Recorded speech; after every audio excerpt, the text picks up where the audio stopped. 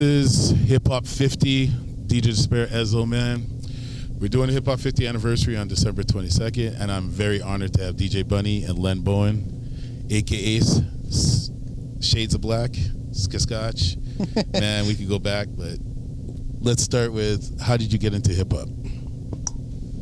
Man, hip hop was really just something where I connected with it because back in the days when it wasn't as accessible and there was like a lot of pop like video hits, you know what I mean? When hip hop finally was getting accessible, like LL, Fat Boy, Salt and Pepper, etc., it was like something I felt was really me, you know? So, and plus I had older cousins. Bunny is like mad instrumental as far as being someone who had a platform that gave people opportunities. Yes. You know what I mean? So, yeah. It feels awkward doing this because Bunny used to interview us. Bunny was. This should be Bunny interviewing us for sure. Bunny's got a history that we're gonna get in love with. But first off, I want to start with, how'd you get into DJ? Pull the mic. Mic. Okay. It goes way, way back, man. Give us a brief. I'm old and I'm old school, and I'm from Jamaica. I was born in Jamaica, and you all know the sound system thing down in Jamaica, and back in the day, a lot of people might not know it or don't want to believe it or don't want to admit it, but DJing and MCing, rapping and toasting, as they used to call it back in the day in Jamaica, was one element to hip hop. Toasting was back in the day when the reggae artists used to record one side of the 45 albums or the 45 single, and they would flip over the instrumental part and the DJ would play it, and the young cats in the neighborhood or the hoods would get on that side of the track and start toasting, as they call it. So it wasn't rap, it wasn't MCing, it was just toasting. So they would make up words to the instrumental side, and it's usually a reggae record or maybe a soul or R&B record, but they would put the instrumental side on it, and the cats would go on the instrumental side and start toasting, which wasn't called rap or anything. They just called it toasting, right? It was juggling. So years later, when Kool Herc, a Jamaican who went to the state and started doing his DJ stuff and mixing back and forth and stuff like that, and formulate a party where people would come there and jump on the mic. I mean, Kool Herc probably got a lot of credit for it. There's a lot of people from the state who was doing it in a different style, but it's all those elements that come together that make hip hop. So it's not just one element, it's a little bit hip hop coming from a bunch of direction, from a little bit of this music, from a little bit of that, and then you have all kind of cultures start getting together and coming and growing this thing, like the Latino culture, the black culture, African culture, and all those culture coming together. So that brings me back to the day when I was a little boy in Jamaica, and I was listening to toasting and stuff. So I know about toasting on the mic before I know rapping, because I only know rapping when I moved to Winnipeg or North America, I should say, and then rapping started taking off in the 70s. So when you came here to Winnipeg, how was the hip hop scene? There was no hip hop scene. So I was here before hip hop was even born. I'm old school, as I say. I'm an old guy, so I've been around. So there was no hip hop scene. So what we used to do, we used to have a party. We used to have, they call it socials, but we call it the jam, the party, where we used to rock the place, do the basement party, the dance party in the community center, outdoors in the park. We started basically outdoors in the park. We just go into the park, bring our car, pump up the music, and guys would flow and stuff like that. And so most of the music back then was funk, R&B, some soca and Okay. calypso and all that. And so it was like that then. So there was no hip hop until when hip hop was born, late 70s. So, Lenbo, when you first came in, you were in a rap group, and you were literally competing with Cardinal, these guys in the game. How was that to you coming up in the game? Man, it showed me where the Shades needed to get to.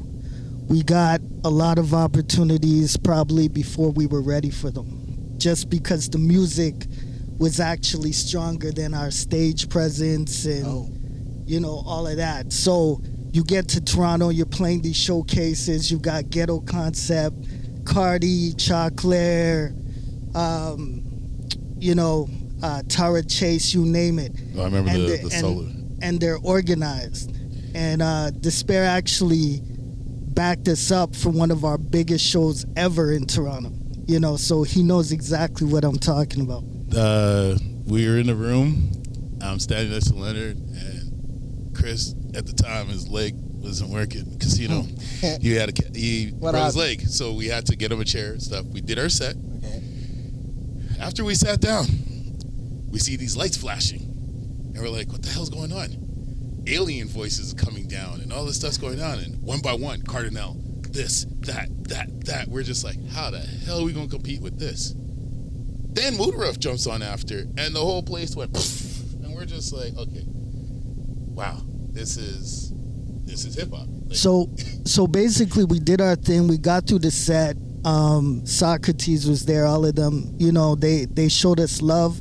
But when they got up there, it was like, it was so organized. Like, they came with more entourage that were in front, kind of looking like just regular fans, but they were there to make the show more hype than it actually was, to like kind of get other people involved, you know what I mean? And there's A&R reps in there, and it was like when we got off stage, we had all these people in our faces giving us business cards and, you know, asking us, what do you need? What is it? And we didn't even know what we needed. You know what I mean? We didn't know, oh, we need a publicist. You weren't ready. We need, you know, this, that, and the third. We didn't know. We had distribution. We didn't know all of the pieces. Like, when you hear anybody talking, they're like, we this, we that, but they're a solo artist. It's their team they're talking about, you know, because nobody can do this thing alone. So, you know, you can call yourself a rapper or a DJ or whatever. You need to fall back and really, you'll get taken advantage of really quick if you don't know the pieces involved in actually making this shit happen. It was like, you know what I mean? Because it's so easy to take a dude who's got some talent, but he doesn't have the direction, and just, you'll take somebody who's been around and like, oh, I need a dude who's crazy with the hooks, crazy with the ridges. Let me utilize him, and he doesn't even know what. He didn't sign a split sheet. There's no split sheet. There's no nothing. This guy's eating. He's got you on a backtrack. He's performing everywhere. He doesn't even need you there. He got you. You put your shit down, and the rest is history. So it's really good to just constantly be asking questions and just really take your time. Take your time. Don't rush, because when you rush, that's when. Don't get it twisted. They had south. press, they had vinyl, everything pressed. You know why? Because the only way I could DJ their sets is if everything instrumentals is on the other side of the vinyl. We didn't have that. We were learning as we went along. There weren't a lot of resources. There wasn't.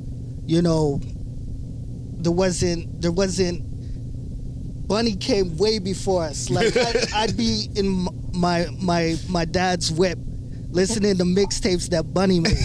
You know what I mean? Legend. Like reggae, dancehall, stuff like that. But by the time we got going in, there were other groups in the city that are a bit older than us, and they got sponsorships. Like, I didn't know how to, talk to anybody who had a business and ask them for money. Like that just seemed bizarre to me. Why would you give me money for free? I didn't understand the idea around promoting their brand at my show and them getting the exposure by everyone in the room.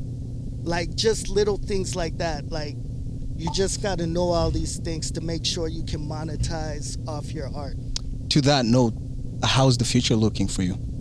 Well, right now everything's lovely because trial and error, time and repetition. I've got everything in place. Like, I've got my indie label, I got my manager, I got my publicist, I got producers, program directors at radio stations. When I'm done doing my thing in the studio and ready to go on a cycle, I know exactly who to reach out to for what. And it's like give and take, it's barter and trade in this thing. So I think the city needs you and these younger upcoming artists. They have a lot to learn from you. Would you be willing to start mentoring some of the younger generation too? I mentor anybody who reaches out to me. I'm an open book. Like, you reach out, you got a question, I'll tell you. You can learn from my mistakes, So that's all it is. Because he just released a project this year, produced by Tough Dumpling, who I've been working with for years actually, and this project changed the whole game because he got to evolve in a whole nother level where we went to Toronto and performed this, and it was wicked. Like, it was great to be around the hip hop scene out there and see a lot of the legends that we grew up with coming and showing us respect. Like, Shazam from Freak Show, and we had Ordario from Mood Rough. Shad K was there. Shad K, there was, and then we got to go hang out and play the record and stuff where our first stuff was dropped in when we were in mixtapes to vinyl. If you never grew up in that era where you had to watch this evolve from when we were kids trying to put stuff in there and fight with everybody to now we're being respected for our craft.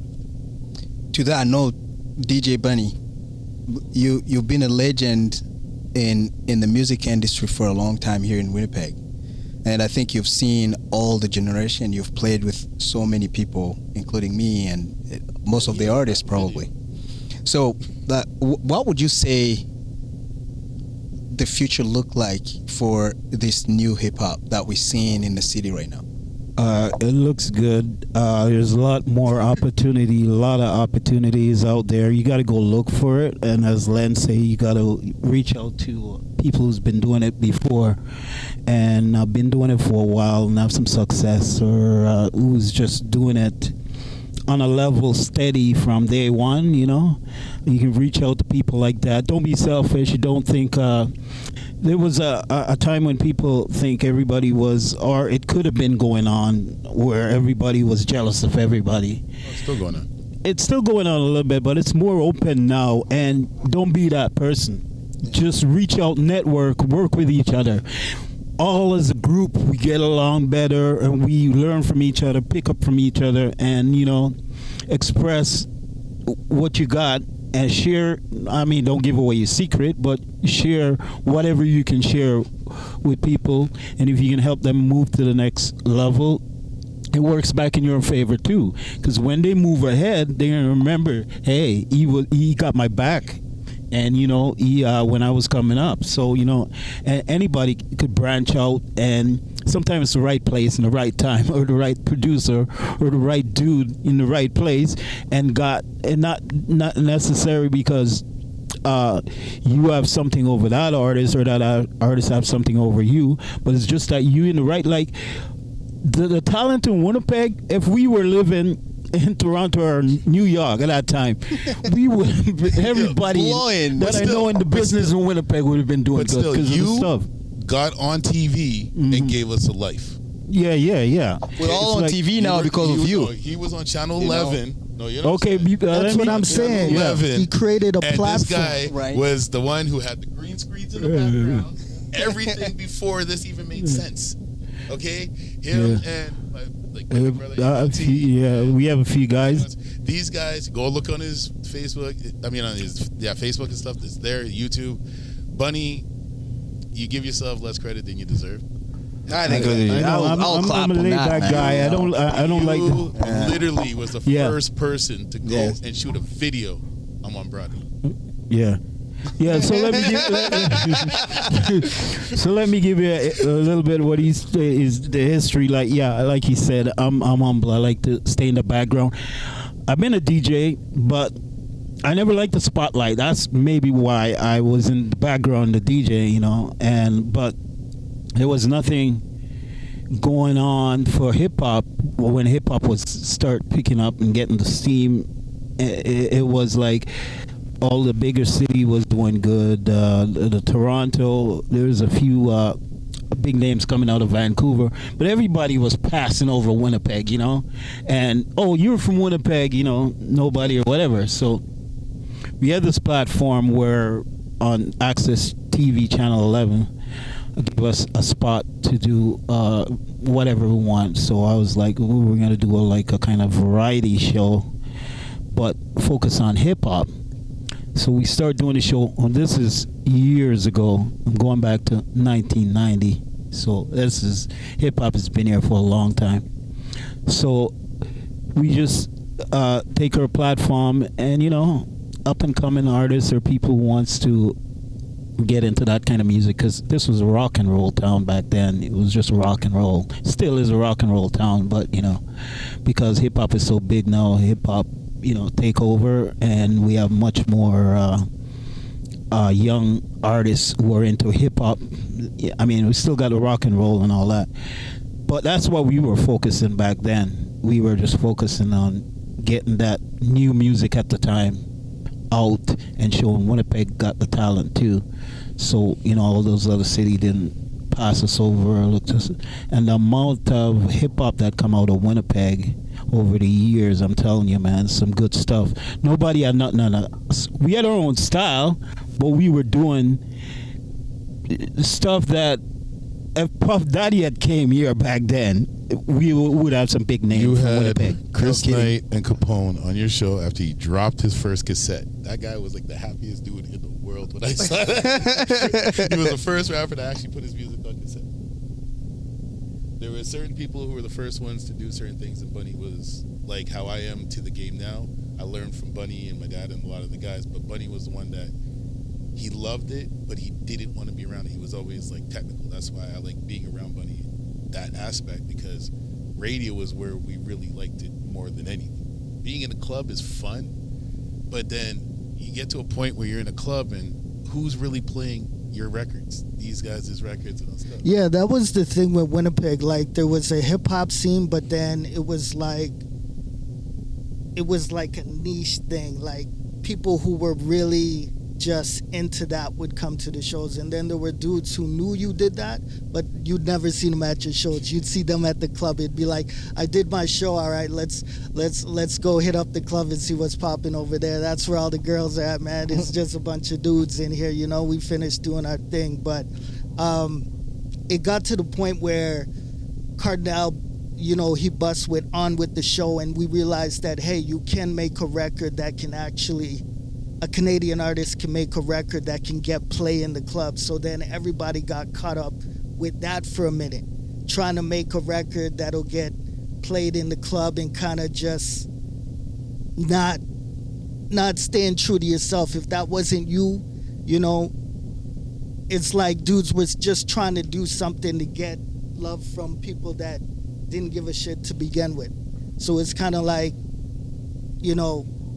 the Shades, I'm saying that to say the Shades kind of got caught up in that, where after a while we wanted to make a club hit. We wanted to see people in the club move to our music, but we do traditional hip hop.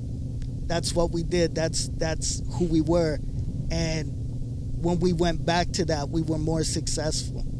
And if you notice, like, if you know anything back to like the early mid 90s hip hop in Canada, all the successful artists, I'm talking Swollen Members, Chaos, Classified, anyways, all those guys, they were the ones who made it over the hill because they were just being themselves. They weren't trying to. They weren't Too trying nice to. coffee. They weren't Like trying to. chocolate. They weren't. They weren't trying to Yeah. do their best impression of whatever was popping in the States that everyone down here was on. Yeah, look They- at Dream Warriors. They're so different Exactly. from any You Exactly. see though, but you gotta understand though. So- Shades gave the path for underground artists to take rapping serious and give a voice. Yeah. Because a lot of rappers that followed through from like Moonshine, a lot of people after that, they were more street rappers. Like the lyrics? No, lyrics later. Like what I'm talking about is the era of Boom Cat Click and Wu Tang and all this stuff. We were competing with Wu Tang. Yeah. But I agree, yeah. We were competing with Nas. They're the same age as us now, most of these guys. So you gotta understand is hip hop started with dance tracks. Rappers had to do a dance track to get in. And then you had to do a commercial track, but then people switched and went underground. A lot of people stayed with the elements underground, like Karis One. Nas never changed, but Nas would do classic songs would make you feel stuff, and then he evolved. Just like how Len Bowen's doing in his industry. Like, he's got class. He went on tour with PL Incognito. He went on, like, he's done things. But you guys wouldn't know this because a lot of these rappers ain't rapping them. The rappers, they're not rapping like they used to, and they're not out there, and there's no much music. To that note, what can we expect from you on December 22nd? Are you taking us back to the beginning, or are you actually gonna play some of the new tracks that you've been working on? I'll be doing new material off my project, Nothing for Granted. So current stuff, but it's hip hop. What I do is traditional hip hop, metaphors, cliches, analogies. I'm talking about life. I'm doing a little bit of everything, but it's me. It's like it's all over the place, but it's cohesive at the same time. It's hip hop. It's not. I'm not on some drill trap shit, and I love all that stuff too, but that's not my thing. You know what I mean? I'm just doing me. I'm being myself. So you're gonna see myself on the 22nd. Bless. And DJ Bunny, you've been a legend in the city on the turning table. What can we expect? Well, I like to promote local stuff, and like as this spirit can tell you, like when we back in the days or even now, when we travel doing sets in other cities and stuff like that, we always do the old school, from old school to new school, whatever the new record that the young new artists come out with Winnipeg. We like to show off Winnipeg and show everybody that we got. So I always do a set of local Winnipeg, Manitoba, always do a set of that. And as when we do that, people would come up to us and go, where'd you get those tracks from? Because they think it's from New York or some big name place. Yeah. No, this is Winnipeg stuff, man. What we're gonna So, yeah. I wowed him the other day when he was on the radio with me because I'm bagging out all Winnipeg tracks and he's just looking and going, where you getting all Yeah. this and where this from? Yeah. And then I'm showing him Canada is still boom bap. Yeah. So that night, Dwayne and I are going to take you through a history of Leonard's old stuff and Len's old stuff, everybody's old stuff, and till now. Yeah. We're going to give you a Winnipeg history. Winnipeg history, promote local The stuff. only person I know that could host and ride with me on this is Bunny. Because Bunny, I have from Bunny's era to now. So a lot of people can't understand that the first rap group to actually tour with was Hard Edge Posse, and then there was different trickles of people that we followed through in this game. Shades did a thing, Mood Rough did a thing, like a lot of people. We had the biggest concerts where Mood Rough, and this is why I'm happy to have these guys here, hosted the first event like this where they had a whole bunch of artists in a room like this. Yeah. So It's called Peg City Hall. There's been a lot of waves. Like, you'll get a wave of artists, like 10, 15 groups, some solo artists. You'll go hard for a few years. People get discouraged because you're not making the headway sometimes. You've been making music. It's not even that I think artists are running out of things to say. It's just like, you do a few cycles, and it's like, after the third cycle, if you're still doing the same things you were doing from the first time, it's like, what am I doing? Yeah, people get You know tired. what I mean? So people get frustrated and discouraged, but now we're at a point where the game has become so self-sufficient. You don't really need people. people are monetized. People are making more money off this thing than they ever did. You know, so that's why I think everybody's just motivated to keep going at this point. It's like, I don't care if you're, you know, jumping on board with me, or you're, you know, you don't need anyone's acceptance as long as you got your following. You know what I mean? Well, you went You from got that right. worrying about how many album sales to how many streams am I getting now on my documentaries, videos, music. It's different now. There's outlets, and I appreciate you guys for being here. How can we find you online? lenbowen.com. My Instagram is shoutoutlenbowen. My Linktree has links to all of my releases, videos, interviews, live performances, you name it. So check me out. Bless. And Bunny? Instagram, DJ Bunny Lester 1. Most of the thing, I'm on Facebook too, under Bunny Lester, DJ Bunny. But you know, I'm still in the hip hop thing, but I'm also in the exotic entertainment kind of DJ. Last night, Tio can tell you, where is he? I was jamming this track in the bar last night, and the girls was getting into it. So I'm still doing it. He was showed a lot of. I played your stuff in the club last night. You guys should have been down there last night.